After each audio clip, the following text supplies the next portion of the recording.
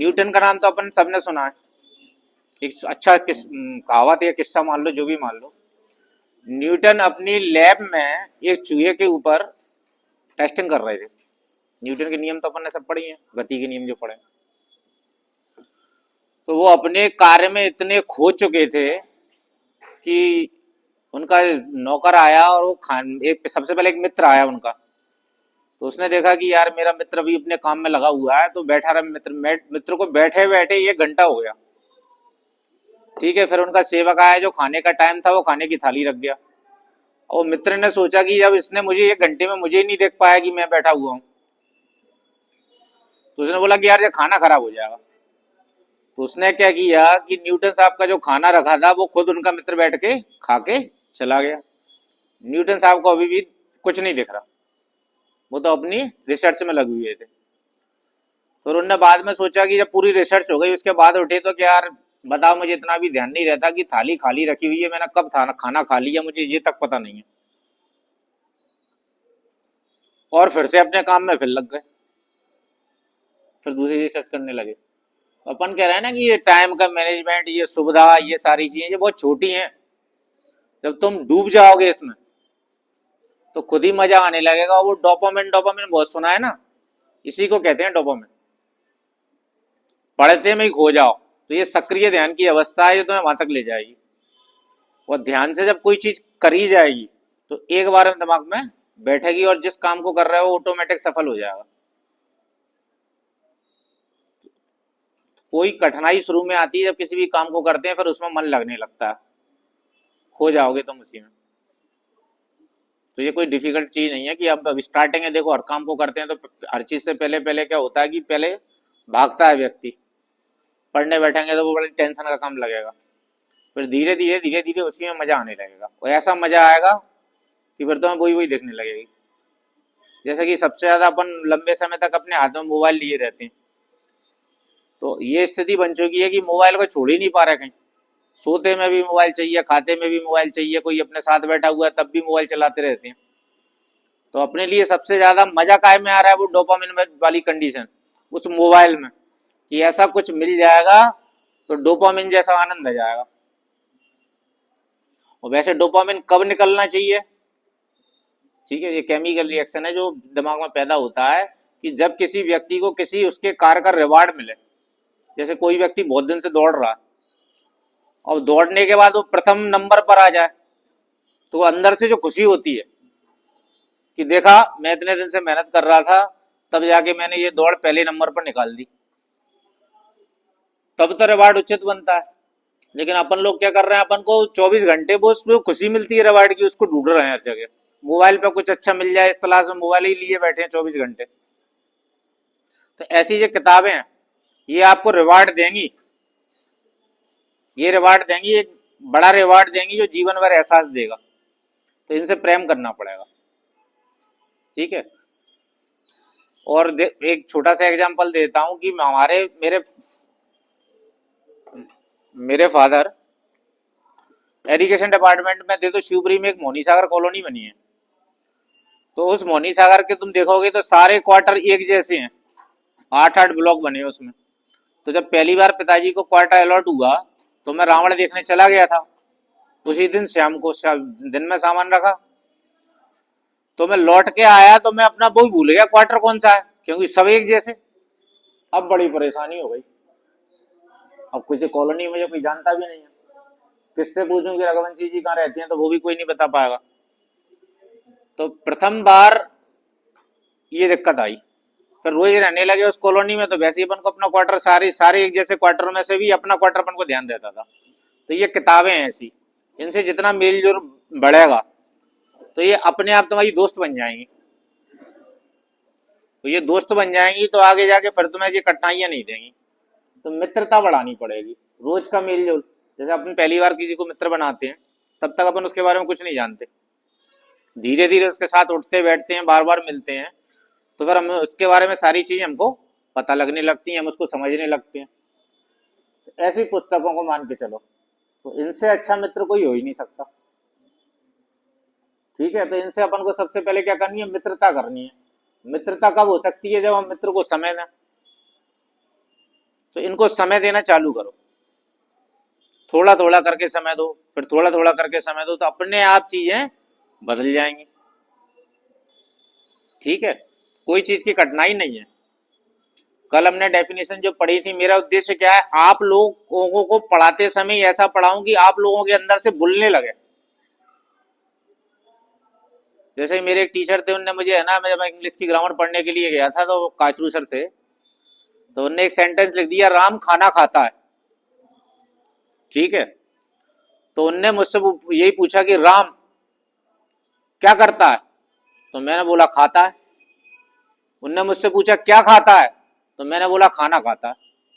अब इसमें और जोड़ दो, कितने बजे खाता है, बन गया तुम्हारा पूरा सेंटेंस, बन गया, टेंस बन जाएगा। अब प्रेजेंट, फ्यूचर और पास्ट यही तो डालने उसमें। तो चीजों को देखो, तुम खुद अपने आप निकल के आएंगी। तो मैं कोशिश ये करता हूं कि तुम्हारे मुंह से ही चीजों को बुलवाऊं, तब अपनी कठिनाइयां दूर होंगी। हो गया क्लियर? दूसरा, चीजों को एक साथ मत पढ़ा करो, पढ़ते हो ना तो वो टफ हो जाती है, जैसे खाना हम खाते हैं। ठीक है, सब्जी बनाने लगे जैसे कि, अब आलू में ऐसा क्या, ऐसा पूरा सब्जी में सीधा सीधा खड़ा आलू डाल दूं, खड़ी प्याज डाल दूं, खड़ा लहसुन पटक दूं, तो क्या सब्जी बन सकती है? पेट डाइजेस्ट ही नहीं करेगा ऐसे खाने को। तो अपन उसको भी क्या करते हैं, टुकड़ों में बांट देते हैं, छोटे छोटे पीसेस में, जिससे कि हम उसको अच्छे से पचा सकें। ये सिंपल सिंपल चीजें हैं जो जीवन में हर जगह काम आने वाली हैं। अब ऐसी पढ़ाई में अगर किसी अपन ने देखा कि किसी में 5 लाइन इकट्ठी लिखी है, अपन को बढ़ा जाते हैं, ये कैसे याद होगी। 8 लाइन लिखी है, ये कैसे याद होंगी। 200 शब्द इकट्ठे बन गए, ये कैसे याद होंगे। उसको स्प्लिट करो, एक सेंटेंस है उसको भी स्प्लिट करो। जैसे कि राम खाना खाता है, तो जोर कहां दे दिया, खाता है, क्या खाता है। तो प्रश्न पर प्रश्न खड़े करते जाओगे तो तुमको उत्तर आते जाएंगे। और तुमको पता है, इस ट्रिक को मैं तुमको जो टेक्निक बता रहा हूं, तुम खुद इतने बेहतर याद कर लोगे कि सामने वाला तुमको देख के वैसे ही आश्चर्यचकित हो जाएगा। जैसे कल अपन ने छोटी सी डेफिनेशन पढ़ी थी मूल्यवान प्रतिभूति की, तो देखो खुद ही बोल रही है वो मूल्यवान, यानी उसका कोई मूल्य, महत्वपूर्ण चीज है कोई। अब मूल्यवान प्रतिभूति होती क्या, अपन ने देखा, तो एक डॉक्यूमेंट्स होता है, अपन ने पढ़ लिया डॉक्यूमेंट्स होता है। तो मूल्यवान प्रतिभूति किसे कहते हैं, किसी दस्तावेज को कहते हैं। अब अगला प्रश्न, ऐसा कौन सा दस्तावेज है जिसको मूल्यवान प्रतिभूति कहेंगे? तो ऐसा कोई भी दस्तावेज जिसमें ऐसा लेख अंतर्विष्ट है। कौन सा लेख अंतर्विष्ट है? जिसके द्वारा किसी विधिक अधिकार को सृजित किया गया हो, विस्तृत किया गया हो, अंतरित किया गया हो, निर्बंधित किया गया हो, निर्वापित किया जाए या छोड़ा जाए। वही याद यहां तक। अब फिर से प्रश्न उठ गया कि इतने भर पर्याप्त हैं क्या, इसके अलावा भी कोई डॉक्यूमेंट्स मूल्यवान प्रतिभूति हो सकता है क्या? फिर क्वेश्चन पैदा कर दिया मैंने। अब फिर से आंसर ढूंढने जाऊंगा, इसके अलावा भी कोई डॉक्यूमेंट्स मूल्यवान प्रतिभूति हो सकता है जिसके द्वारा कोई व्यक्ति क्या करता है, अपने आप में ये अभिस्वीकार करता है। अभिस्वीकार कौन कर रहा है? खुद कर रहा है। किस चीज के लिए? कि मैं अमुक विधिक दायित्व रखता हूं, या मैं किसी अमुक विधिक अधिकार का त्याग करता हूं। ये प्रॉपर पूरी डेफिनेशन हो गई, 5 नंबर में आएगी। एग्जामिनर देख के खुश हो जाएगा कि लड़का होशियार है। 5 के 5 देगा तुमको। कितने सरल शब्दों में कितनी सरलता से किसी चीज को अपन याद कर सकते हैं। हो रही है चीजें याद, मुझे हो रही है, तुमको भी होंगी। बस प्रश्न पर प्रश्न बनाते जाओ, तब तो लगेगा कि वास्तव में हम पढ़ रहे हैं कि इस चीज को हमको याद हो रही है, प्रॉपर एक्सप्लेन कर पा रहे हैं, प्रॉपर लिख पा रहे हैं। और अच्छे से करना है कि भूलते दिख रहा है तो एक बार लिख के देख लिया करो, तो चीजें सिंपल लगने लगेंगी। अपना मेन उद्देश्य क्या है कि सारी चीजों को आसान बनाना, कठिन न लगे कोई चीज। हो गया क्लियर? अब इसके अलावा अपन ने एक क्षति पढ़ी थी, तो मैं कभी कभी क्या होता है कि जैसे कि हम जैसे आपने कहा मूल्यवान प्रतिभूति, अब मूल्यवान प्रतिभूति सुनते सुनते कई ऐसे बच्चे होते हैं कि कुछ देर के लिए उनका दिमाग कहीं और चला जाता है, अभी कंसंट्रेट नहीं है। तो वो मूल्यवान प्रतिभूति के कुछ हिस्से तो समझ में आ गया, अब कुछ हिस्सा दिमाग कहीं और चले जाने की वजह से हो रहा है। तो मैं ये चाहता हूँ कि इसको एक बार हर चीज को दोबारा कर दिया करें कि जहां से जो चीज उसका दिमाग उड़ के कहीं दूसरी जगह सोचने लगा है। कल ने जो पढ़ाया था उसी को मैंने, जो महत्वपूर्ण चीजें हैं, तो क्लास से 2 या 5 मिनट पहले अपन उनको क्या कर रहे हैं, रिपीट कर रहे हैं। जिससे कि तुम कल कुछ भूल गए हो उसको अपन दोबारा से वापस बस ले आए। ठीक है, अब ये दिमाग ये इधर उधर जा रहा है ना, उसके ऊपर भी मैंने तुम्हें बताया था स्टार्टिंग में, सेंसरी मेमोरी वाला जो उदाहरण दिया था। जैसे कि मैं पढ़ने बैठा और मेरी वाइफ क्या कर रही है उस समय, बढ़िया मटर पनीर की सब्जी बना रही है, तो उसकी खुशबू है ना वो नाक से इंसर्ट कर जाएगी, तो दिमाग कहाँ चला गया उस समय, वो मटर पनीर में पहुंच जाएगा।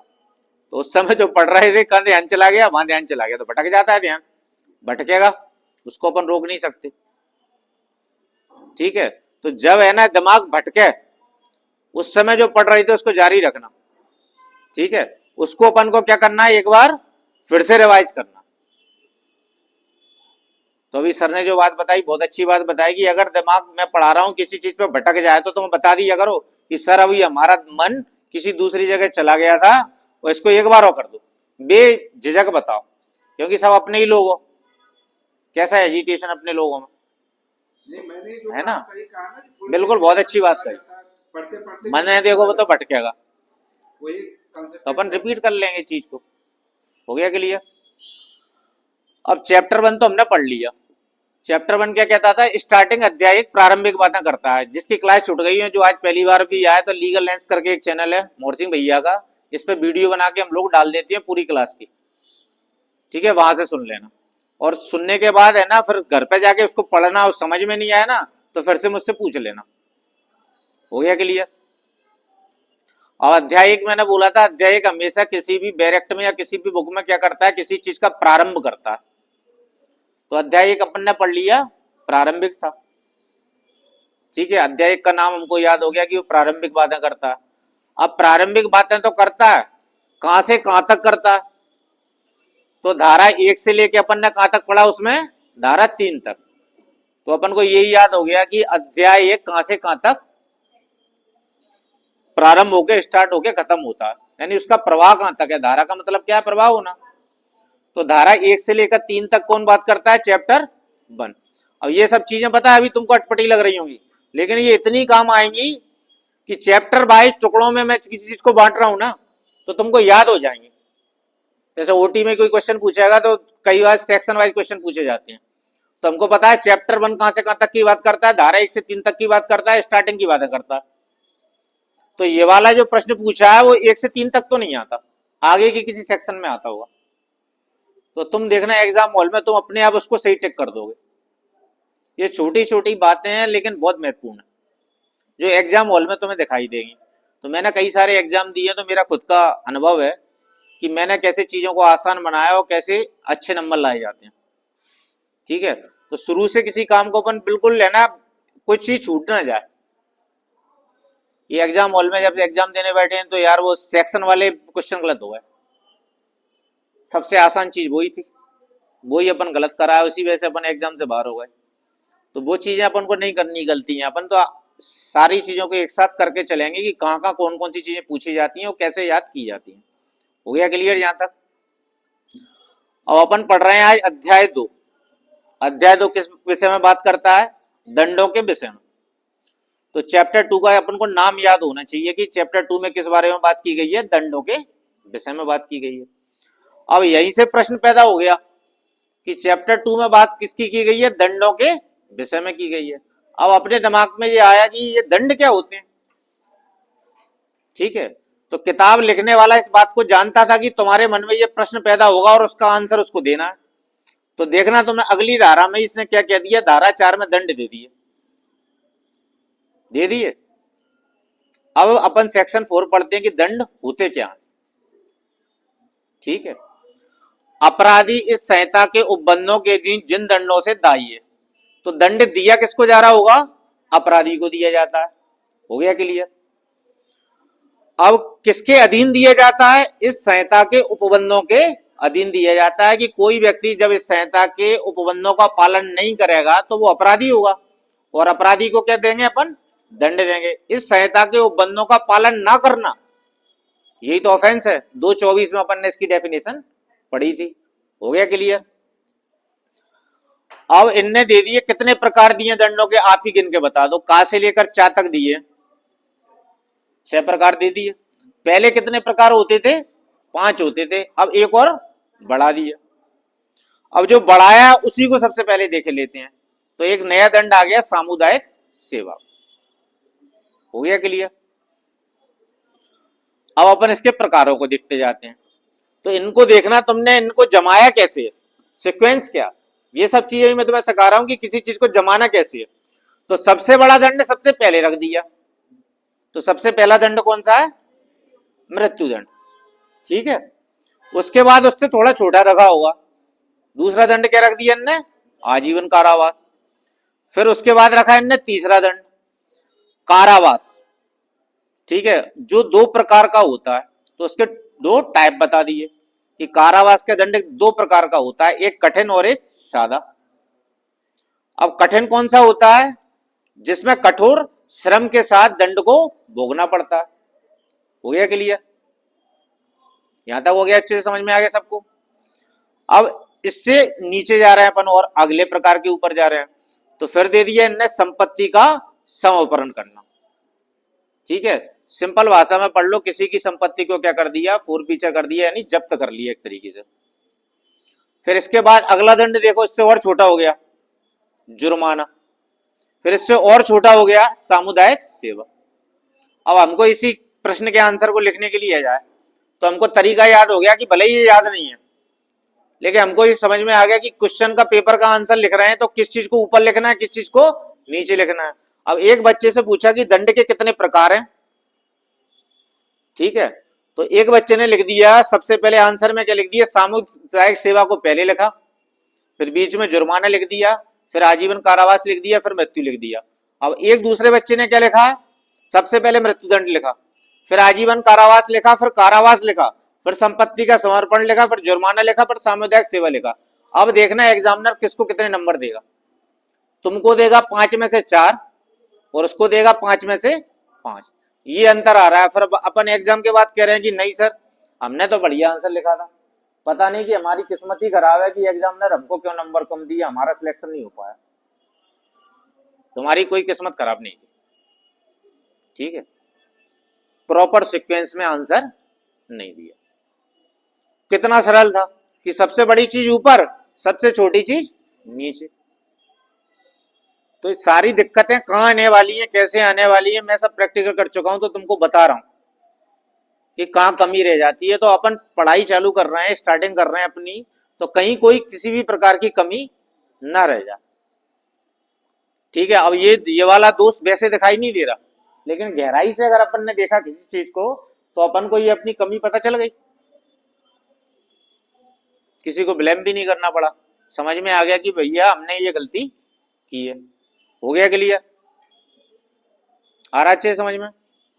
महत्वपूर्ण है ये प्रश्न, सेमेस्टर के लिए भी इंपॉर्टेंट है, मेंस के लिए भी इंपॉर्टेंट है, और अपनी प्रैक्टिस के लिए भी इंपॉर्टेंट है कि दंड के कितने प्रकार होते हैं वो अपन को पता होना चाहिए। आ गया समझ में? अब अगला पढ़ रहे हैं अपन, दंड तो हो गया, जिस चैप्टर में दंडों के विषय में बताया गया था। अब अगली सेक्शन बात कर रही है दंडादेशों का लघुकरण करना। क्या जो दंड दिए हैं उनको कम किया जा सकता है? ठीक है, तो इसी के बारे में बात की गई है कि जो दंडादेश आपको दिया है क्या उसको कम कर सकते हैं। तो अपन इसको पढ़ते हैं। समुचित सरकार, समुचित सरकार में कौन कौन शामिल होता है? केंद्र सरकार और राज्य सरकार। सरकार की डेफिनेशन अपन ने परिभाषा खंड में पढ़ी थी। सरकार 2 प्रकार की होती है, केंद्र सरकार और राज्य सरकार। अब समुचित शब्द का मतलब है दोनों सरकारों की एक साथ बात कर रहे हैं, केंद्र सरकार की और राज्य सरकार की। ठीक है, समुचित सरकार अपराधी की सहमति के बिना। तो दंडादेश का लघुकरण कौन कर रहा है? समुचित सरकार कर रही है। क्या अपराधी की सहमति से करेगी या सहमति के बिना करेगी? तो इनने लिखा है अपराधी की सहमति के बिना, उससे सहमति लेने की जरूरत नहीं है। इस संहिता के अधीन किसी दंड का, इस संहिता के अधीन कौन से दंड? ये अपन ने पढ़ लिए का से लेकर चा तक, 6 टाइप्स जो पढ़े थे, इन्हीं दंडादेश का क्या कर रही है? लघुकरण कर रही है। किसी दंड का भारतीय नागरिक सुरक्षा संहिता 2023 की धारा 474 के अनुसार किसी अन्य दंड में लघुकरण कर सकेगी। अब दंडादेश का लघुकरण कर तो रही है समुचित सरकार, किस प्रावधान के अंतर्गत कर रही है, किस एक्ट के अंतर्गत कर रही है? तो ये प्रावधान कहाँ दिए हैं? भारतीय नागरिक सुरक्षा संहिता 2023 की धारा 474 में बताया गया है कि कैसे दंडादेश का लघुकरण होगा। ठीक है, तो इसका वहां से अपन पढ़ के देख लेंगे कि समुचित सरकार दंडादेश का लघुकरण करने की प्रक्रिया क्या है, प्रोसेस वहां मिल जाएगा, क्योंकि सीआरपीसी क्या है? प्रक्रिया विधि है। यहां तो इन्होंने कह दिया कि समुचित सरकार दंडादेश का लघुकरण कर सकती है, करेगी कैसे वो प्रकार अपन को वहां जाके मिल जाएगा। हो गया सिंपल, समझ में आ रहा है सारी चीजें। अब इन्होंने एक स्पष्टीकरण और दे दिया कि अगर तुम्हारे दिमाग में किसी भी प्रकार का डाउट हो तो इसको और अच्छे से क्लियर कर रहे हैं। इस धारा के प्रयोजनों के लिए, प्रयोजन का मतलब अपन यह माने लेते हैं उद्देश्यों को पूरा करने के लिए तो इस धारा के उद्देश्यों को पूरा करने के लिए समुचित सरकार पद से उन मामलों में, अब वही देखो अपने दिमाग में एक प्रश्न आ गया था, समुचित सरकार तो इन्होंने कह दिया, तो केंद्र सरकार भी हो गई, राज्य सरकार भी हो गई, अब लड़ाई नहीं हो जाएगी दोनों में? तुम केंद्र सरकार के पास भी चले गए, राज्य सरकार के पास भी चले गए। अब केंद्र सरकार कह रही है कि मैं कम करूं कि राज्य सरकार करे, राज्य सरकार कहेगी मैं क्यों कम करूं, केंद्र सरकार करे, तो दोनों में झगड़ा होने लगेगा। तो उनने सोचा कि ऐसा ना हो जाए कि इन दोनों में झगड़ा हो जाए, तो उनने मामले डिफाइन कर दिए कि कौन से मामलों में केंद्र सरकार करेगी, कौन से मामलों में राज्य सरकार करेगी। तो उनको मालूम थी कि क्या क्या समस्याएं खड़ी हो सकती हैं, उन समस्याओं के क्या समाधान है उनने खुद लिख रखे हैं। हो गया क्लियर? उन मामलों में केंद्र सरकार अभिप्रेत है जिनमें दंडादेश मृत्यु का दंडादेश है। अब किसी मामले में माननीय न्यायालय ने आपको क्या दे दिया? मृत्यु का दंड दे दिया, तो उन मामलों में मृत्यु दंडादेश का लघुकरण कौन करेगी? केंद्र सरकार करेगी। हो गया क्लियर? या ऐसे विषय जिस पर संघ की कार्यपालिका शक्ति का विस्तार है। अब संघ की कार्यपालिका शक्ति का विस्तार कैसे मामलों पर होता है? जो सेंट्रल के एक्ट है, तो अपन ने ये पढ़ा था ना स्टार्टिंग में, ये संपूर्ण भारत में क्या लागू है, तो किसका एक्ट है? केंद्र सरकार का एक्ट है। अपन ने स्टार्टिंग में पढ़ा था, संचित बनाम विस्तार और प्रारंभ में पढ़ा था, जिस पर संघ की कार्यपालिका शक्ति का विस्तार है। तो आईपीसी पर किसका, बीएनएस पर किसकी संघ की कार्यपालिका शक्ति का विस्तार है? केंद्र सरकार की। से संबंधित किसी विधि के विरुद्ध अपराध के लिए तो मृत्यु दंडादेश का लघुकरण तो कर ही सकती है, बाकी जितने भी ऑफेंस दिए, क्योंकि एक्ट किसका है? सेंट्रल गवर्नमेंट का, तो केंद्र सरकार इसमें क्या कर सकती है? लघुकरण कर सकती है। हो गया क्लियर? यहां तक कोई डाउट है किसी को? नहीं नहीं, केंद्र सरकार करेगी, ऐसा प्रोविजन भारतीय नागरिक सुरक्षा संहिता 2023 की धारा 474 में है। अपन वहां पढ़ेंगे, सीआरपीसी जब पढ़ेंगे तो इसमें ऐसा प्रोविजन दिया। ठीक है, दंडादेश का लघुकरण न्यायालय करता है, ऐसा कहां दिया? नहीं दिया ना। तो अभी रोके रहो, धीरे धीरे सारी चीजें सामने आएंगी। ठीक है, उन मामलों में उस राज्य की सरकार अभिप्रेत है जिसके भीतर अपराधी दंडादेश हुआ है। ठीक है, अब अपराधी कहां दंडादेश हुआ है? जैसे कि अपनी एमपी गवर्नमेंट है और न्यायालय कहां का था? गुना का था, तो अपराधी दंडादेश गुना में हुआ है, और ये मध्य प्रदेश सरकार भी है। हुआ के लिए जहां की दंडादेश चाहे मृत्यु का हो या ना हो, तो चाहे दंडादेश न्यायालय ने मृत्यु दंड दिया हो या इसके अलावा और अन्य कोई दंड दिया हो। सर एक मिनट, आपने प्रश्न किया था जिसमें आप दुविधा में रह गए, दुविधा में रह गए कि कोर्ट भी सजा को कम कैसे करेगी कि सरकार करेगी। आपका प्रश्न ठीक था। प्रश्न ये है कि अभी सर ने क्या पढ़ाना शुरू किया कि सरकार और केंद्र सरकार जो लघुकरण का है वो जैसे कि सजा हो गई, जैसे किसी को आजीवन कारावास की सजा हो गई, आजीवन कारावास की सजा हो गई, और सरकार ने ऐसे व्यवस्था बनाई कि 11 साल 15 साल 13 साल उसने 13 साल कर दिया, और 15 अगस्त को सरकार ने स्कीम बनाई कि नहीं, इसमें 13 साल के जो कैदी हैं और जो लगभग वृद्ध हो चुके हैं, असहाय उम्र है, तो उनके सजाओं को माफ करने की प्रक्रिया किया। अब एक 474 में जो बीएनएसएस में इस समय 474 में जो प्रक्रिया है, जो आपके प्रश्न का जवाब देगा कि जब कभी किसी मुलजिम को सजा हो गई और उसको मान लीजिए कि दो वर्ष की सजा हो गई और लघुकरण में उसने सेशन कोर्ट ने कहा कि नहीं 5000 जुर्माने पे इसको खत्म कर दिया, तो प्रक्रिया के तहत